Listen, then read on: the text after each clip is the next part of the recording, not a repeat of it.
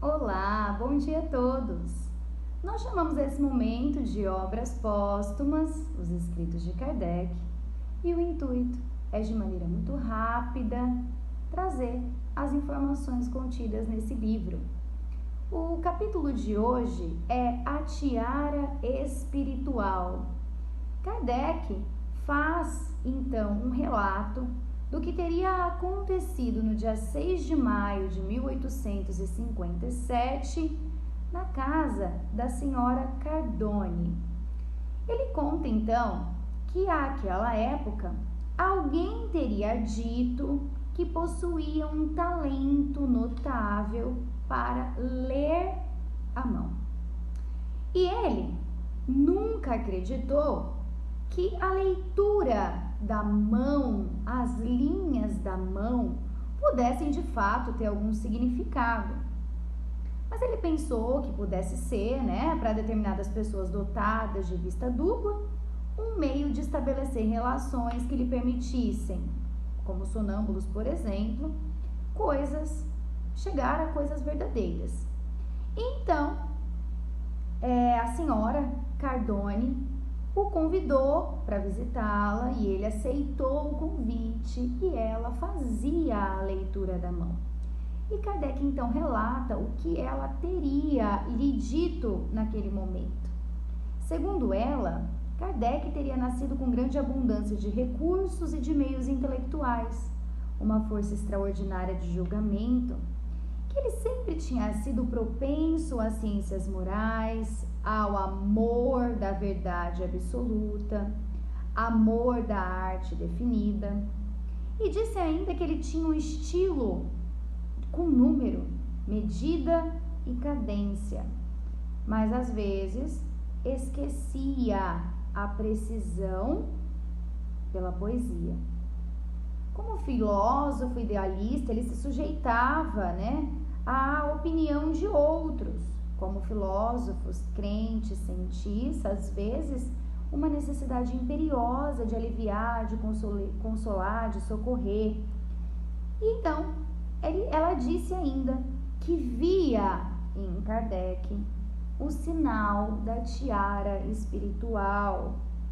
E ela diz para Kardec olhar, ele olha e não vê nada.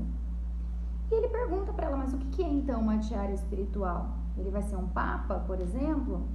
E ela diz que tiara espiritual quer dizer autoridade moral e religiosa, e não uma soberania efetiva.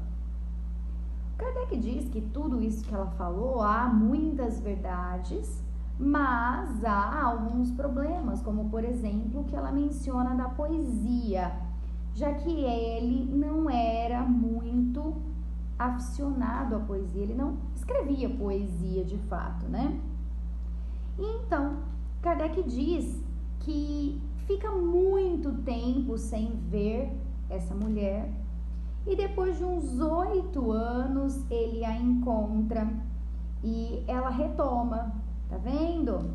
Eu não disse que você tinha uma tiara espiritual?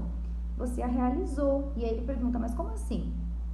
Eu não estou sentado no trono de São Pedro, nas palavras de Kardec. E ela diz, mas não foi isso que eu anunciei. Não sois de fato chefe da doutrina, reconhecido pelos espíritas de todo o mundo? Ela diz ainda, não são os vossos escritos que fazem a lei? Os vossos adeptos não se contam por milhões? Há algum nome que tenha mais que o vosso autoridade em matéria de espiritismo?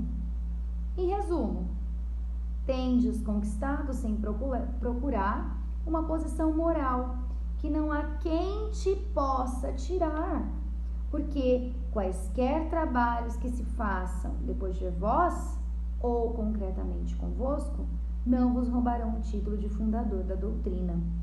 E Kardec diz então para ela que ele está convencido de que se ela viu alguma coisa, não foi na mão dele, mas sim no próprio espírito de Kardec. E aí ele diz que se ela pode ler na mão, ela poderia ler no pé, poderia ler em qualquer parte do corpo dele. Em toda a parte do corpo tem sinais, porque dizem que são as linhas da mão que são lidas. E então, ele continua descrente de que se faça a leitura da mão, mas acredita que sim, quando concentrado na mão, a pessoa que tem dons, né, de intuição ou de previsão, consegue de fato descobrir algo sobre a vida daquela pessoa. E isso é colocado aqui em Obras Póstumas, essa parte é colocada aqui justamente para mostrar que Kardec não acreditava em tudo aquilo que lhe diziam. Pelo contrário, ele sempre buscava informações para que tudo aquilo que lhe chegasse não subisse ao seu ego, não fossem simplesmente elogios aos quais ele aceitava e se dava o crédito pela missão que tinha. Então, especificamente, essa parte vem aqui colocada para relembrar que, apesar de todos os ensinamentos que foram por Kardec transcritos ou trazidos, ele sempre os fez com muito raciocínio, com muita razão e não simplesmente com crenças em tudo aquilo que ele falava. Que esse capítulo possa nos lembrar de que nós precisamos sempre pensar sobre, raciocinar e racionalizar as informações que nos chegam, para que então nós possamos tomar os caminhos que são mais corretos. Que nessa semana nós possamos ser um pouquinho melhores, ou tentarmos ser do que fomos na semana anterior. Uma boa semana a todos.